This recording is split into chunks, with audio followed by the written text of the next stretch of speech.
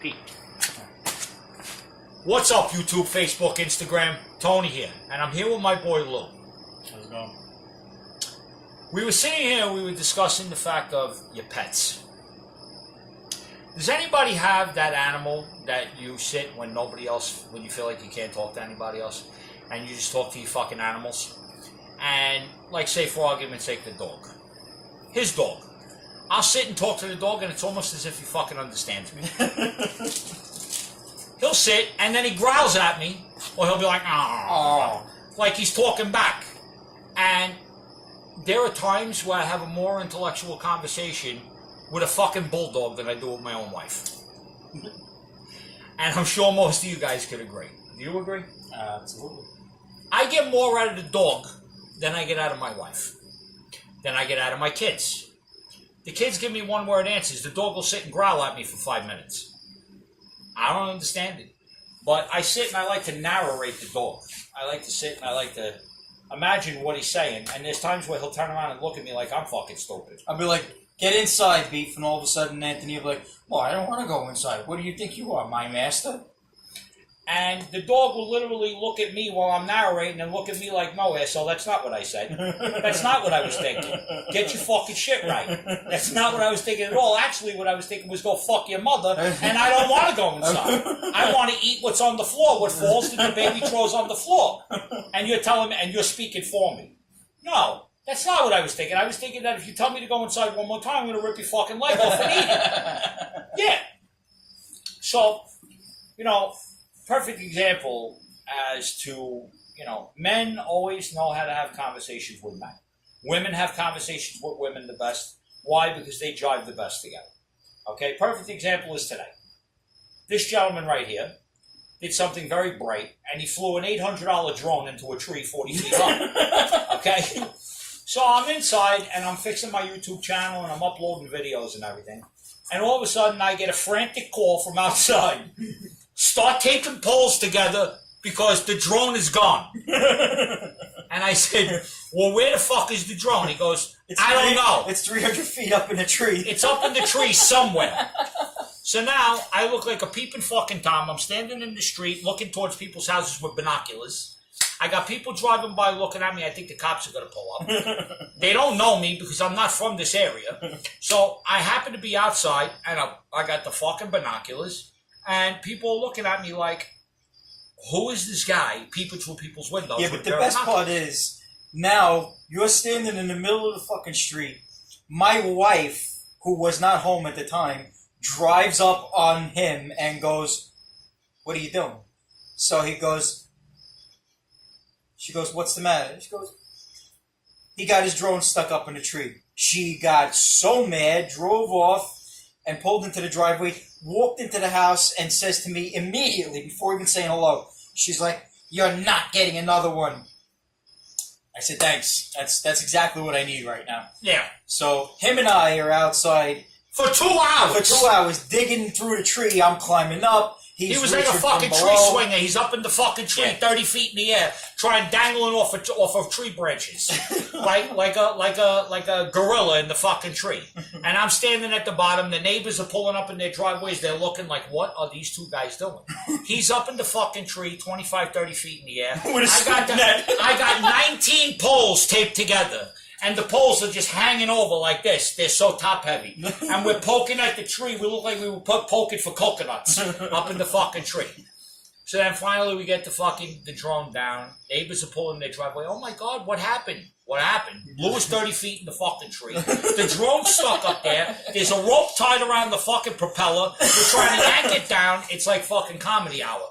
His wife's out on the fucking lawn screaming, dinner's ready! We're trying to get the fucking drone down. We got ladders. It was like a full frontal rescue effort we had going on for this fucking drone. 2 hours we're up in the fucking tree. I got my phone ringing. I got fans hitting me up on YouTube, Instagram, Facebook. My phone's blowing up. And I got poles in my hand. 19 poles taped together. And I'm trying to poke away while people are hitting me up on Instant Messenger, calling me on the phone, giving me ideas on videos to make.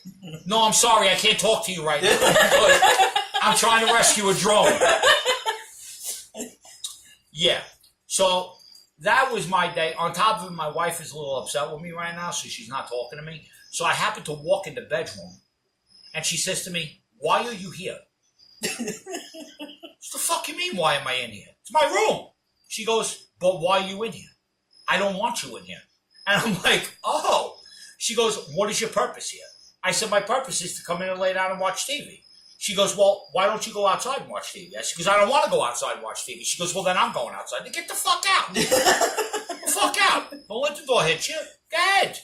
It's been a day full of events. The funniest thing is, though, we see that the dog is easier to talk to than your own wife's. My point exactly. And he says to me, he's like, "What should I make a video about tonight?" I says, "I'll tell you what. Why don't you ask people how many of your users actually sit and have a conversation with their dog? Because I see you doing it all the time to my dog. I know I sit down and bullcrap with him, make him think that he's all loved and everything.